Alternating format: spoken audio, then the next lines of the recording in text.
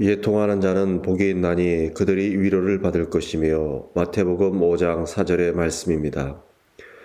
예통하는 자란 슬픔을 겪고 있는 사람을 의미합니다.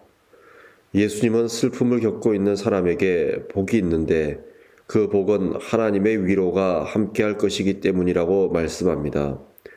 그렇다면 어떤 슬픔을 겪고 있기에 하나님의 위로를 받는 복을 누린다고 말씀하는 것일까요?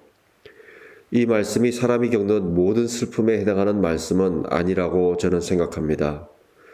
이 애통하는 자의 범주에는 욕심을 따라 하나님의 뜻과 반대되는 죄악된 일들을 하다가 당하는 슬픔은 포함되지 않는다고 생각합니다.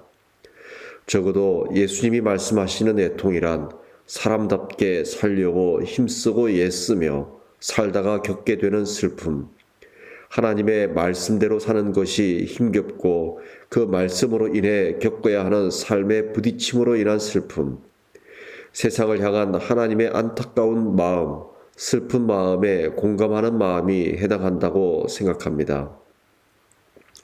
그런데 왜 이런 애통하는 마음이 복이 있을까요? 하나님의 마음과 공명을 일으키기 때문입니다.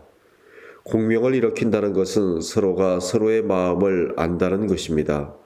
서로의 마음을 알아주는 것만으로도 큰 의지가 됩니다. 그런데 하나님은 반드시 위로하시는 하나님이십니다.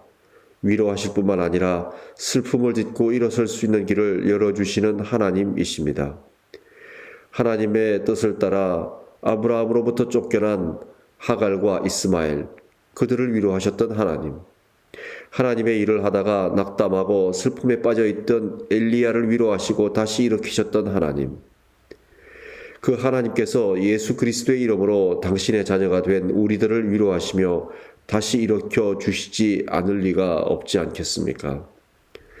사랑하는 믿음의 가족 여러분, 우리는 또 한 주를 맞이합니다. 이 한 주간도 그리스도인답게 구원받은 하나님의 자녀답게 하나님의 마음을 품고 살아가는 저와 여러분이 되기를 기도합니다. 힘들고 어려워도 그리스도인답게 살면서 하나님의 위로를 기대하는 저와 여러분이 되기를 기도합니다. 함께 기도하겠습니다. 하나님 아버지, 우리가 이 땅을 살아가면서 그리스도인답게 삶으로 인해서 구원받은 하나님의 자녀로 살아감으로 인해서 겪게 되는 삶의 부딪힘과 슬픔으로 인해서 좌절하지 않도록 도와주십시오. 넘어지지 않게 도와주십시오.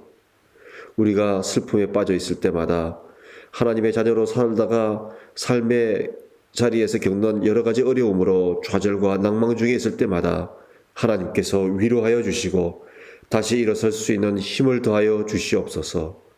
감사드리며 우리 주 예수 그리스도의 이름으로 기도드립니다. 아멘. 한치골에서 보내드리는 새벽 편지였습니다.